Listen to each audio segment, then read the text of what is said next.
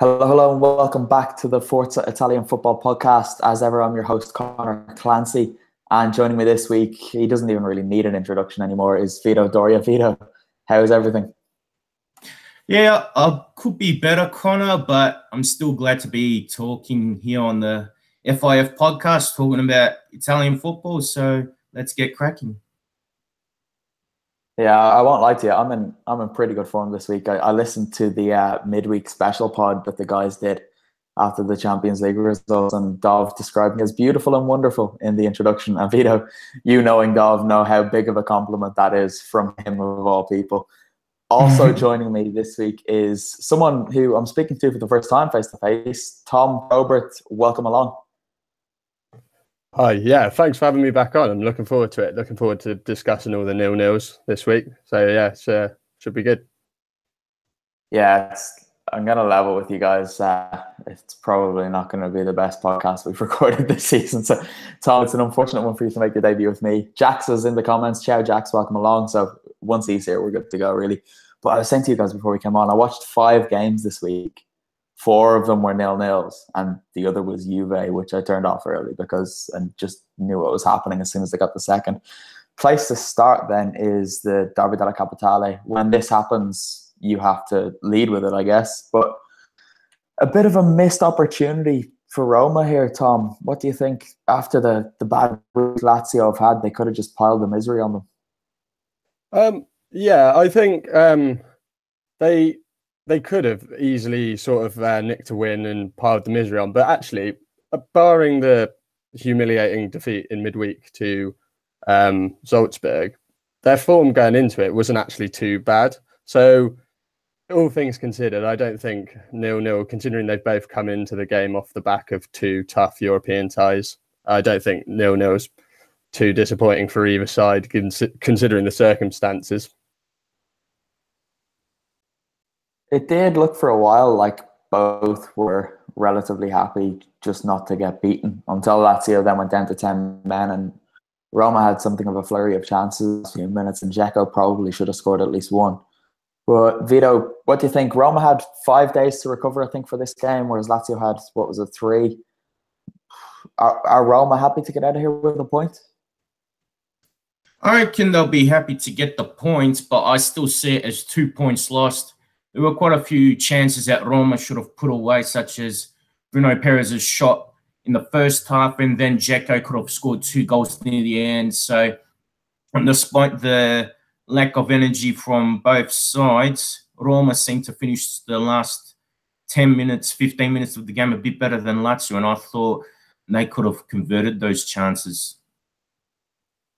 Yeah, I was quite surprised to see Roma line up with back 3 or 5, however you want to look at it again, given that they hadn't played that at all in Serie A until they went to the league and played Barcelona. And then for them to use that again so quickly, I don't know, was it a bit too predictable? Vito, I'll stick with you for this.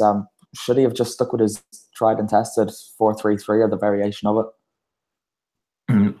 No, I reckon he had every right, if you like, or it seemed justified for him to stick with the 3-5-2 or variant of it, because it worked well against Barcelona. And I think the formation also gives him another tactical option too. Also keep in mind that Perotti didn't play. El Shaarawy came on, and also Cengiz Ünder came on later as well. So I reckon probably the 4-3-3 would be more ideal if they were starters, but if they're not starting, stick with the 3-4-1-2 or 3-5-2. It's probably a fair point, but one thing that jumps out again, Roma not scoring, Patrick Schick specifically not scoring, it's still just not quite clicking into gear for him in the capital. Tom, I've spoken about Schick's form with Luca, Vito, maybe even Nick at times this season, but what's it going to take for him to finally get off the mark there and hopefully kick on? Yeah, it's a difficult one. I think obviously Dzeko's performances have been brilliant, especially recently. He's played really well. He was unlucky today not to score, but it's one of those, I think Schick could do with a run of games starting on his own, maybe up front without Dzeko. I think that would be one way he could he could get a goal, but I don't think Di Francesco will be willing to sacrifice Dzeko to try and get Schick scoring. So it's one of those. I could see it going on for a little bit longer, to be honest. The way they've been playing. We've seen Schick play quite a lot last year. Do you think that he is suffering from having someone like Dzeko around? And maybe Dzeko could be off next season and he'll get a bit more of a run in the team. I wouldn't blame Dzeko's presence for his lack of form anyway. As I've said on the past a few times, I reckon it's just a case of him getting the right fitness and getting match fitness. Confidence is also a big factor too, and I think he's just been unfortunate in a few games where the chances just haven't been able to, break the back of the net. Sometimes he's either shot wide or the goalkeeper's denied him. So he's been a bit unlucky too. With the Dzeko possibly out of the picture, I don't know if that's going to change everything. But yeah, at least in Serie A, I think he's been very disappointing. Probably the Barcelona performance was one of those exceptions where I thought, at least in terms of teamwork and tactical smarts, I thought he played a good game midweek. Yeah, I was quite surprised to see him play against Barca, but pleased that he played a part in what was one of the biggest nights of Roma's, the biggest night of Roma's season, and one of the biggest in their recent history. Just popped up in the comments to say, I still can't believe Roma beat Barca 3-0. Jax, you're not alone there, mate. Seriously, it kind of feels like the wrong Italian team went through, given what happened the following night. But yeah, if you haven't listened to the midweek podcast, go back, listen to that. Dov was joined by about 10 other people in both of the European games. Right, it's a good question, actually. Well, the way the Champions League falls, we don't usually talk about it, but Jax wants to know, how do you think they'll get on against Liverpool? Tom, I'll go to you for that. I think certainly they've got a chance. Everyone wrote them off against Barcelona and they managed to get through brilliantly. Liverpool are quite susceptible defensively as well. They can be got at, particularly in I think the fullback areas, and then Lovren and Van Dijk both are susceptible to an error. So yeah, no, I think they've just got to contain, obviously, Salah, Mane, Firmino, that ruthless striking talent that Liverpool have. But it's one of those. I could see them getting through over the two legs again. They've proven they can do it against Barcelona, so I don't see why they couldn't do it again, to be honest. I think them having the second leg back in Rome plays into this quite a lot. If it was the other way around, they were going to Anfield in the second leg, I wouldn't give them a chance. But if they can turn around a 3 deficit against Barca, they can definitely put goals past anyone. But that strike force Liverpool have is quite frightening, to be fair. And they'd be doing well to keep a clean sheet in both games, if either of those games. Vito, Lazio, then they've last couple of games, the midweek collapse could really be playing on their minds. They will be happy to get a point, but again, they would have liked to beat Roma, obviously. They've got Fiorentina, who have been in good form, coming up in midweek, and then Marassi, where Samp are so strong next weekend. Their season could be about to get a whole lot worse. I think it's possible for Lazio to have a further decline in the season. Psychologically, that defeat to Salzburg, I'm sure, would have hurt them a lot, even if they don't want to reveal it too much publicly. But this is not the type of result that you'd want to have near the end of the season. And surely, at least from a mental perspective, it will take a lot for them to get the confidence back up. Yeah, well, as it stands, Lazio and Roma both stay in the top 4 because of Inter's result the night before, which we'll come on to. CM Fox, I think he's been missing from the comments in the last couple of weeks. It's good to have him back. He says, hopefully they beat Liverpool. Their fans do my head in. Again, you're definitely not on your own there, CM Fox. Right, guys, another 0-0. To be fair, this was actually quite a good game. The derby I was quite disappointed with, but Milan-Napoli at San Siro, I thought the first half in particular was brilliant. And I know, Vito, I told you not to watch this and to focus on the derby, so I hold my hands up. I made the mistake there. Tom, there's still no start for Milica Diawara, even after what they did last week. And it's kind of starting to look like Maurizio Sarri doesn't realise he's allowed to change his team from week to week.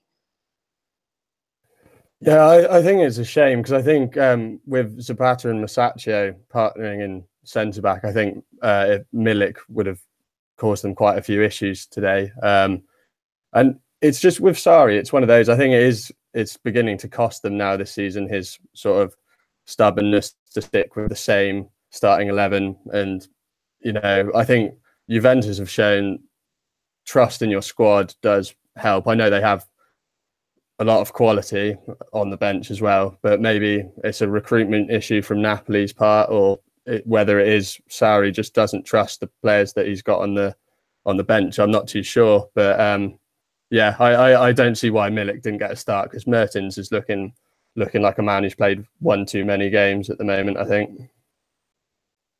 Yeah, Mertens has looked not even slightly, but quite obviously exhausted for a few weeks now. And I remember he came back out after half-time today and he got the ball and he just looked like he had been playing for 3 days straight. And this was 5 minutes into the second half, and you would expect something of a resurgence of energy in that little time frame. Vito, I know you didn't watch today's game, but Mertens and Milik have to be swapped in the next couple of weeks, because they've got Juve next weekend. They've got a game in between. If they want Mertens to be fit, they need to rest him. Maybe even for both of those can give Milik a run, because Milik made a huge difference when he came on today, and we saw the impact that he had last week as well. I think it's an absolute necessity to start Milik from now on. Aside from Mertens being burnt out, Milik scored one of the goals in the victory against Chievo, and he nearly won the game for Milan again. Yeah, I mean, for Napoli against Milan, but Donnarumma made that last-minute save. So I think Sarri's got to utilise him, and he's got to show a bit more trust in his bench, because Sarri's stubbornness or refusal to rotate the squad is really costing them at the moment. Yeah, I had a bit of sympathy for Sarri up until today, really, because there isn't that much depth there. And I know people like to say that there is, but in truth, there isn't. They bring on Marco Rog as one of their first substitutes most weeks, and that he's just not good enough to be winning a Scudetto, really. Good squad player, but not someone who you would like to be stepping in as your first alternative to Alan. They've got Diawara and Milik, who we mentioned. Adam Unas can probably come in and do some sort of job, but he's not near the standard of the front three. And then Zielinski comes in for Hamšík for the last 25 minutes every week. It's starting to get frustrating now, because Juve are going to win their 7th in a row. Kind of touches on Tom. We probably haven't got your thoughts on this. CM Fox says it's over. Jax wants to know, is that it for Napoli? I think the only way I can see Napoli winning the title is if they win every single game, including Juventus away next week, and then Juventus have to drop points either away at Inter, away at Inter and away at Roma, really, if they're going to have a chance. So, yeah, in all honesty, I can't see Napoli winning every single game, and I also don't see Juventus dropping enough points to even let them back in. So, yeah, unfortunately, I do think it is over now. Yeah, I was won over to that side of the argument about 2 weeks ago. Had a little bit of false hope when Napoli turned it around last week, but now I'm very firmly on the side of Juve are going to win the league easily again, and probably forever. Matteo Masaccio then and Christian Zapata, against all odds, did manage to keep this Napoli team out, and that deserves credit, because for the most part they weren't even all that troubled. Tom, what did you make of their performance, given that these two, I don't know if they've played together at all this season, and then with Bonucci and Romagnoli being out, they were just forced into this makeshift backline? Yeah, they did really well. I was sort of, when I saw the lineups, I was expecting Napoli to have a field day, and it is easy just to say that Mertens is too worn out and Insigne's tired as well. When actually Zapata and Masaccio did their part in keeping them quiet, and then when Milik came on, apart from that great chance at the end, which was an amazing save from Donnarumma, he was reasonably kept under wraps by the two of them. So yeah, I was surprised actually, because obviously Bonucci and Romagnoli are such a formidable partnership that these two to step in. It bodes well for Gattuso. Yeah, absolutely. You mentioned Donnarumma's save there at the end, which was just unbelievable, because when Milik hits that shot 8 yards away from him and it's going into the bottom corner, but Donnarumma, whatever height he is, manages to get down right onto the ground and tip that past the post. And Milik is already off celebrating as well, which was, I think I was off my seat as well. It was ridiculous. I don't know how he did it, but Donnarumma today made it himself the youngest ever player to reach 100 Serie A appearances. And Vito, that's just remarkable. And for all the guy's critics, and he has many, including some in Milan's Curva Sud, he's pretty bloody good, isn't he?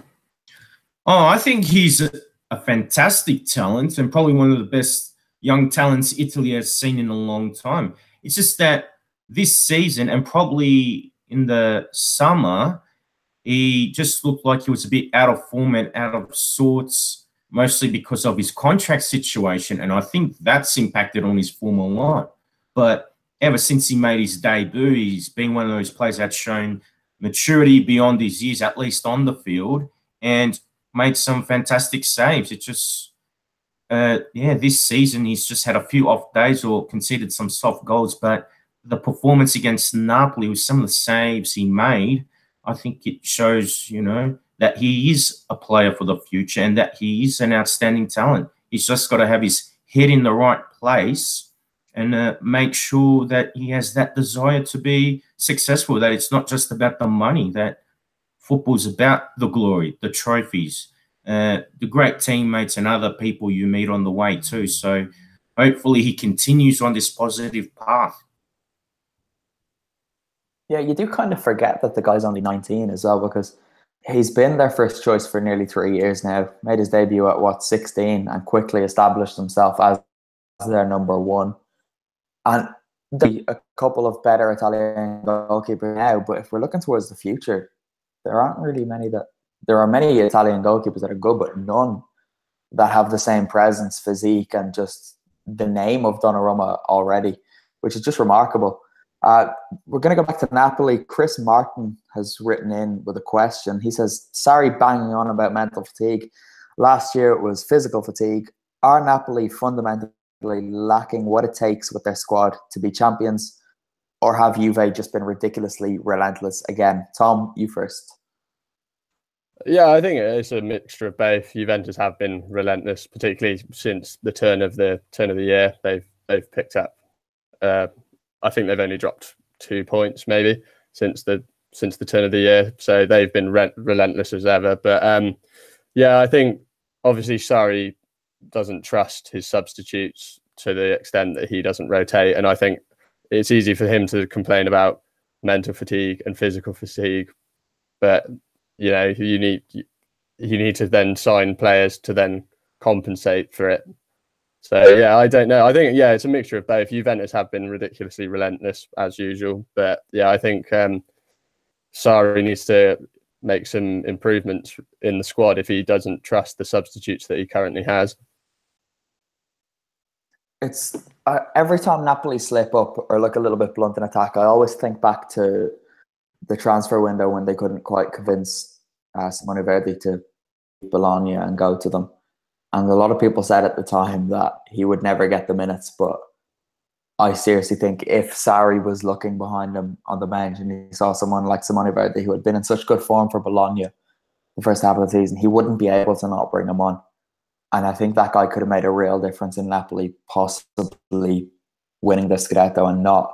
Vito, do you stand on the side of it being more to do with Juve being relentless, or have Napoli just not got what takes beyond their starting 11? I think it's a case of Napoli just doesn't have what it takes to win the Scudetto at the moment. Statistically, people might think Juve have been relentless, and yes, they've won the last 6 Scudetti. But if you want relentless, Manchester City in the EPL, PSG in Ligue 1, and Bayern Munich in the Bundesliga are relentless. Juve, more often than not, do enough to win. There are times where they do put teams to the sword, but not often enough. And I think the team still has signs of decline despite the position in the table, which is kind of saying something about the rest of the league. Napoli, as beautiful as they have been for the last 3 years, the lack of depth has been clear to show.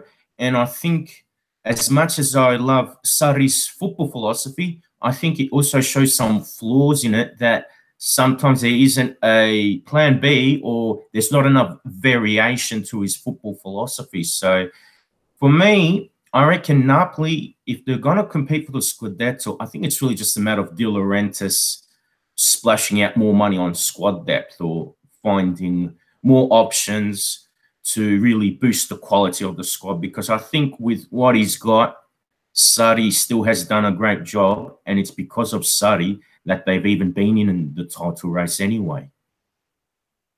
Yeah, that's it. I do feel slightly uncomfortable almost criticising Sarri for not rotating, because it is because of him that they are second to begin with. I think their wage budget is only the 5th biggest in Serie A.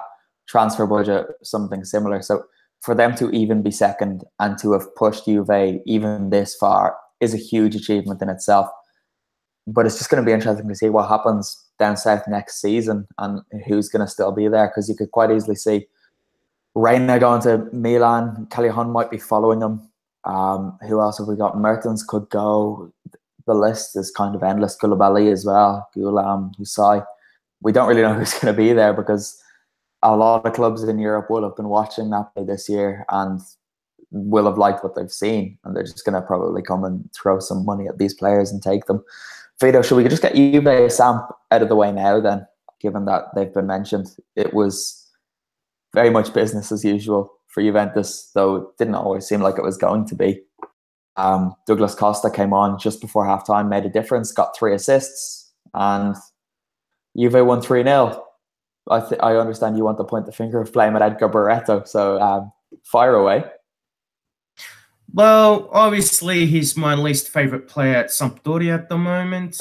Generally speaking, Sampdoria have had a second half season slump, but I think he's been one of the contributors to that. And he played for 82 minutes. So although the team in general is down, I think he is the weak link of all weak links. So once Marco Giampaolo gets into his head that Barreto is a liability to this team, then we might have some minor hope of trying to qualify for Europe. But I think Fiorentina and Atalanta look more qualified than us at the moment. I'll take that as a personal compliment on behalf of Atalanta, because things haven't been going too well lately. But that first half against Inter yesterday was good. The most shocking thing from this game was that Benedict Hövedes actually exists. And not only did he start for Juve, but he went and scored. Tom, who saw this coming? Yeah, I'm not sure. So I actually did forget he was playing at Juventus. It was that sort of I haven't heard his name knocking around for so long. But yeah, he scored a good header. It was well worked from Juventus to move the ball out to the left, and then every Sampdoria player was dragged over, and it was pretty poor defending, because when the cross came in, Hövedes was at the back post waiting to just nod it in. So yeah, no, he had a good performance. I think Costa came on and completely changed the game. Juventus weren't fantastic in the first half, and then Pjanic going off injured, Costa came on and instantly made an impact, setting up Mandzukic and then also assisting the other 2 scorers. So yeah, it was a typical Juventus performance, really. Once they got that first goal, you never thought they were going to ever give up the lead. No, that's just Juve in a nutshell, though, isn't it? Once they got ahead, turn off, because that's just what happens. I did see there was a nice tweet actually from, I think it was James Horncastle. He said Douglas Costa assisting Mandzukic, Khedira and Hövedes. It's a very Bundesliga game in Serie A, which it was a weird one, but I don't think there's much else to talk about that game. I nearly got excited because we were talking about a game that had some goals in it, and then I realised it was just another textbook Juve win to all but kill off the title race, and I lost all motivation to talk about it. So we're going to talk about Atalanta 0, Inter 0. This was a ridiculous game because Atalanta should have been about 3-0 up at halftime. Papa Gomez missed a ridiculously bad chance within 5 minutes. And I kind of thought, oh no, that's a huge chance. to go ahead, but then they just kept coming. This was the first time that Inter have left Bergamo without scoring since 1992, and Atalanta only had 14 fit first-team players, outfield players, who had started for them this season. It was remarkable because Atalanta just played them off the park in the first half, and one of the standout performers here, Vito, was Musa Barrow, a 19-year-old Gambian striker, making his full debut in Serie A against Inter in what is something of a local derby, which was just amazing. And again, further testament to what Atalanta and their youth academy do. Well, absolutely. I didn't get a chance to see that game, but I did read your match report and other reports too. And Musa Barrow, by the sound of things, did get some glowing reviews. And I saw in La Gazzetta, they gave him a 7 out of 10. So that he got the highest score in the Italian newspaper there. So that's impressive for a kid on his debut.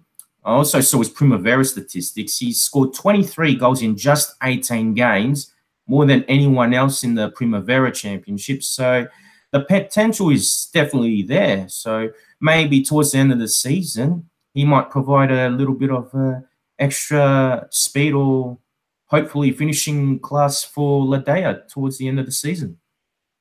Yeah, he's definitely got it in his locker. As you mentioned, his Primavera stats are ridiculous, and finding the goal is the same at senior level as it is at junior, I guess. But he came off at half-time, and it was such a strange move because Gasperini basically made a decision that made all of the Inter fans and players happy, because giving them an absolute torrid time out there. The only thing his game was missing was the first touch. His pace was tearing them apart, and Gomez was just picking out passes to him all day long and just letting him run behind Miranda and the rest of them. And he nearly did score. Handanovic was forced into a decent save. Handanovic actually made a few good saves in the first half to keep Inter on terms. But they kind of tried out something of a back three in this game. And the three of them all failed against Barrow and Gomez. And I can't see them doing that again anytime soon. But if we're going to move over to Inter, then Rafinha, he was okay. He was probably one of the bright sparks. He set up a couple of chances for Perisic, and as far as it went for Inter on the day, one of their better players in attack. He wants to stay at the club. He said last week that he's learning Italian, and he's happy at San Siro, but Inter will need to pay 35 million to keep him there. Tom, is he worth that investment? It's one of those. Inter are crying out for a creative spark in the centre of midfield. I think that was their 12th draw of the season, and they just need someone to create the chances when Perisic isn't setting up Icardi. They don't seem to have anyone else. Rafinha's played okay the times I've seen him. He's not blown me away, and then 35 million euros as well. It's quite a lot of money. It'd be worth considering whether there's other options maybe before they did plump for that. But in this market, it's difficult to gauge whether 35 million gets you a good attacking midfielder or not anymore. It's the market's so warped. So they'll need to consider it, because I think they're definitely lacking that creative central midfielder just to churn those draws into victories. Yeah, I think you've kind of hit the nail on the head. What Vito thinks about Inter's creative problems. So we won't go in for Rafinha, but I saw a couple of people on Twitter talking about Borja Valero and his role in this Inter team.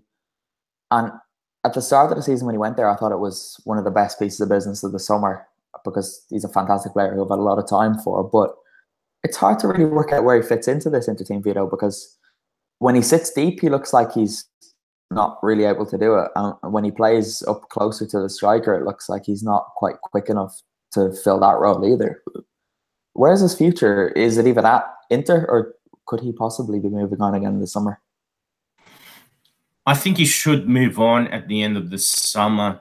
Hindsight is a wonderful thing, so now we can say that the move has not been worthwhile, but I could understand where Inter were going in trying to sign him in the first place.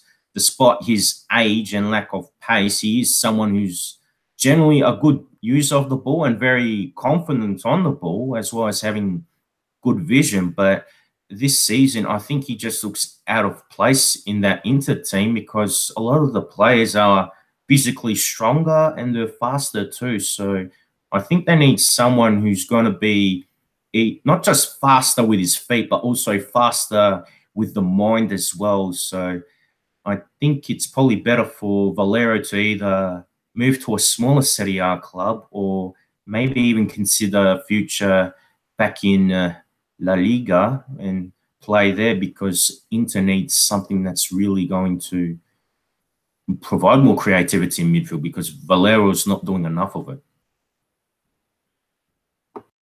Given his strong feelings for the city of Florence and Fiorentina, I wouldn't be half surprised to see him go back there. I know it ended pretty terribly between him and the club, but the fans made it clear that they still loved him when Inter went back there. They all held up the banners criticising the club and praising Borja Valero. So that could be interesting to see him back in purple again. Speaking of Fiorentina, they also drew 0-0 today. Brilliant against Spal. And they, to be fair, they had looked pretty unstoppable lately. And it took a mighty Spal performance to keep them at bay, although they really clung on in that first half. Spal, that is, were given a penalty after 8 minutes, but then it was taken away from them, probably correctly, to be fair, after the ref looked at VAR. And then, Vito, I know you watched this game. Fiorentina were pretty wasteful after that. Simeone in particular missed a couple of chances to make it 4 games in a row in which he scored. Oh, he was very wasteful, and I thought Fiorentina in general were a wasteful side. Probably on another day, Fiorentina would have won this game 6 or 7-1, I reckon. But aside from them wasting an abundance of chances, Alex Meret had an excellent game in goal for Spal. So I think he was one barrier that the Viola had to deal with. He was actually excellent, to be fair. He hasn't, I think Gomez came in at points from this season. I'm not sure if that was through injury or not, and Gomez did quite well. Game I was at against Verona, he conceded twice, injury, but was pretty good. And he was injured, fair enough. But Gomez, I thought, might be able to keep Meret out of the team, but Meret's just come back in. He's been excellent. He made a brilliant save from Chiesa. I think it was in the second half. Chiesa just unleashed a seriously strong effort that dipped and curled and moved, and it flew at the top corner, and it just looked like you're just waiting for the net to bulge then, but Meret somehow got up and tipped it over the crossbar. But Vito, it was a strange one, because it seemed to take Spal, after their initial first 5 minutes, it seemed to take them until the last 15 to actually think, oh, hang on, we can go and get a win here, because the fans came into full voice then, and they started attacking a little bit more. Was this Spal you're talking about? Spal, yeah, sorry. Yeah. Well, probably until that period, I thought that only the right wing-back, Manuel Lazzari, he was the main offensive threat. Otherwise, the rest of the team looked a bit down than what they were usually used to. So, yeah, probably till the end, that's probably where they could have nicked the goal when Viviani took that free kick, then Sportiello saved it, and I think Felipe could have got the rebound. And then there was another play on the left wing where the sub Eros Schiavon made a nice run there and drew a free kick there. But other than that, probably Spal did not look as cohesive as they have been in other games where they've really stood up against strong opposition. Yeah, well, with that result, it's kind of as you were in the race for the Europa League, really. Milan, Fiorentina, Atalanta all picking up a point. They're 6th, 7th and 8th, whereas Samp kind of lost ground, although 1 point isn't that much. They're now a point off Atalanta, and they're sitting in 9th. So it's still very much all to play for there. And that's probably where the main interest is going to come for the rest of the season. That and the final Champions League place, I guess. We fly through the rest of the Serie A fixtures. Then Cagliari beat Udinese 2-1. Udinese aren't entirely safe from relegation at the moment, but you would imagine there's too much between them and the drop for them to actually get down. Chievo Torino played at another 0-0. Genoa beat Crotone 1-0 to make Vito happy. Bologna beat Verona 2-0. And Sassuolo Benevento. Vito, I think you're right in saying that this was their first away point, and it was that guy, Cech Diabate, again. He looks like a properly good player, doesn't he? Yeah, he sure does. I just double-checked before we started recording this pod, and yes, it's Benevento's first ever away points in Serie A, and Diabate has been in excellent form. He's got 7 goals, if I'm not mistaken now, so he's been quite a valuable asset to that attack, and I would have liked to have seen him utilised earlier. Yeah, it's an interesting one because he scored 7 goals, but his goals to minutes ratio is ridiculous. I think it was last week that it was a goal every 31 minutes. So it'd be good to see what that is now because he hasn't played all that much, but he just keeps scoring for them. And it would be interesting to see where they'd be if he had been playing for them throughout the whole season. I think that's pretty much all to talk about in Serie A, to be honest with you. The fight at the bottom still looks interesting enough. Plenty of teams involved except for Benevento. And Serie B then, there were plenty more draws here. It was a weird week in Italian football because of the 10 games in Serie A, 6 of them ended in draws, and of the 11 in Serie B, 8 of them ended in draws. It's a strange one for that to happen so widely across the board, but Foggia, Ternana and Empoli were the only winners, Vito, as everything stayed for the title race. Yeah, well, the Serie B in general, I think, is still looking very exciting. Probably Empoli look like they're going to win the title and finish on top, but everything else is certainly there to play for. And the 3 wins, they were pretty intriguing results. Empoli getting that win to assert their dominance in the division, then Ternana winning 3-0 away to Novara was very impressive, and they're continuing a late surge for survival. They won last week 5-1 against Cittadella, who are fighting for a playoff spot. And then the other win was, Foggia 3, Ascoli 0, and Foggia, they missed a penalty in that game, so that would have added more gloss to the win. And they're just 2 points away from a playoff spot. So from looking like relegation contenders, they suddenly look like a team that could even shake things up near the top half of the table. I couldn't believe it when I looked at the table because I haven't been keeping as close an eye on Foggia as Nick and you would probably like me to, but they were relegation contenders earlier on the season, and now they could quite easily get into the playoffs. It's madness, that division. But was it the top and bottom were separated by about 8 points not all that long ago, but Empoli have really pulled away at the top. And Ternana, as they seem to do every year, they did it last season anyway. They looked dead certain for relegation, and they just put together a late run. They've scored 8 goals in the last 2 games, and it's as if they're just saying to everyone else, what are you worried about? Of course, we're going to stay in Serie A. And I really hope they do because them and Atalanta are friends. So I like Ternana, and I should probably go sometime. Parma then are still thereabouts in the playoff places, and they could even take the automatic promotion spot, which, Tom, I know you're not been following Serie B that closely, but I'm sure even you could get behind a return to Serie A for Parma. Yeah, it'd be fantastic after everything that club's been through. If they were to return to Serie A, given their history and their fan base, as the romantic part of me in football, would like to see them return. Yeah. Myself and Luca were in Parma there, must be 2 months ago now, and we went to see them play just because of their history, and they still have that kind of appeal to anyone who's followed football before the last 4 years, because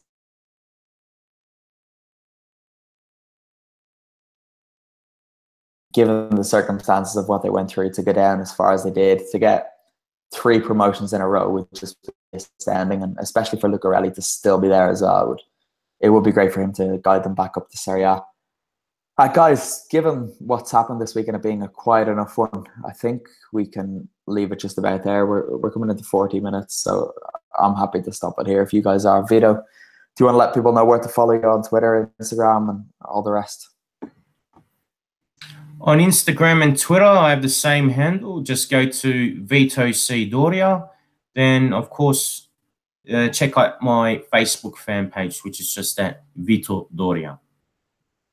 Tom, let people know where they can find you on social media.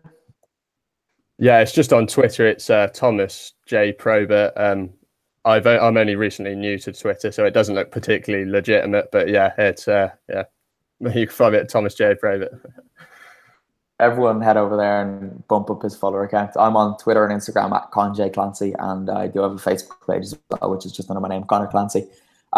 Best thing for you guys to do, though, between now and the next podcast is to go over to ForzaItalianFootball.com, read everything we have, go up to the top right of the screen, click on shop, and look at some of the gorgeous memorabilia merchandise we have over there, because there's some beautiful stuff. We've got Baggio, Batigol, Maradona, Maldini, everyone you could possibly want on a t-shirt, a mug, pen, a notebook, and whatever you want, we've got it with your favorite Serie A legend on it. So good. I don't think there's anything else for me to say this week. Thanks to everyone in the comments, as always. You do make it easier. Jax, it's good to have you back. You've been missing a while.